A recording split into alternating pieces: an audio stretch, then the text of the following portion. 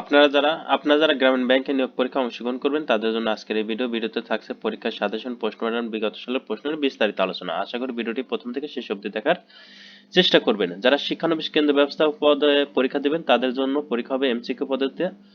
50 অথবা 30 মার্কের এমসিকিউ হবে, শুধু এমসিকিউ, এরপরে ভাইভা হবে। আপনারা নিজ নিজ বিভাগে অথবা আপনারা যে কেন্দ্রে চয়েস দিয়েছেন সেই সকল কেন্দ্রেতে পরীক্ষা হবে।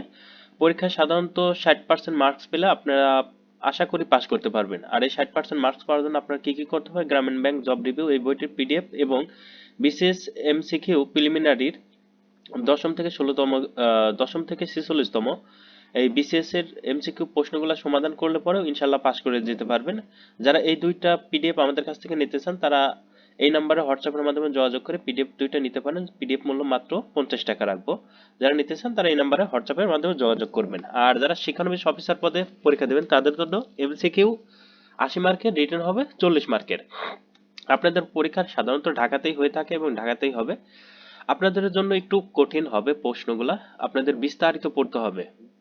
যেমন বাংলার জন্য এই দুইটা বই, ইংরেজির জন্য এই বই, সাধারণ জ্ঞানের ক্ষেত্রে এই বইটাই যথেষ্ট, এর বাইরে আর কিছু পড়ার দরকার নেই। আর গণিতের জন্য গণিত জব রিভিউ এই বইটি, এর পাশাপাশি বিসিএস প্রিলিমিনারি দশম থেকে 46তম এই টোটাল প্যাকেজটাই পড়তে হবে। যারা শিক্ষানবিশ অফিসার পদে পরীক্ষা দেবেন তারা এই সবগুলো বই বাজার থেকে সংগ্রহ করে নিতে পারেন।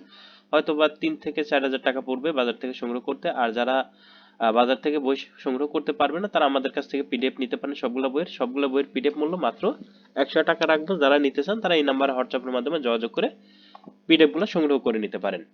তো আশা করি বুঝতেই পারছেন যে কার কেমন প্রশ্ন আসবে, কোথায় পরীক্ষা সেন্টার পড়বে, কত মার্কস হলে পাস করতে পারবেন। আরো যদি কারো কোনো প্রশ্ন থাকে তাহলে কমেন্ট বক্সে কমেন্টস করেন, আমরা উত্তর দেওয়ার চেষ্টা করব। তো সবার জন্য শুভকামনা রইল। আজকের ভিডিও এখানেই শেষ করছি। আল্লাহ হাফেজ, সুস্থ থাকবেন, ভালো থাকবেন। আর প্রশ্ন কিন্তু এইভাবে আসবে, আপনারা বুঝতেই পারছেন। এই টপিকগুলো একটু বাংলার ক্ষেত্রে গুরুত্ব দিয়ে পড়বেন, ইংরেজির ক্ষেত্রে এই টপিকগুলো একটু বেশি গুরুত্ব দিয়ে পড়বেন। তো আল্লাহ হাফেজ, সবাই ভালো থাকবেন।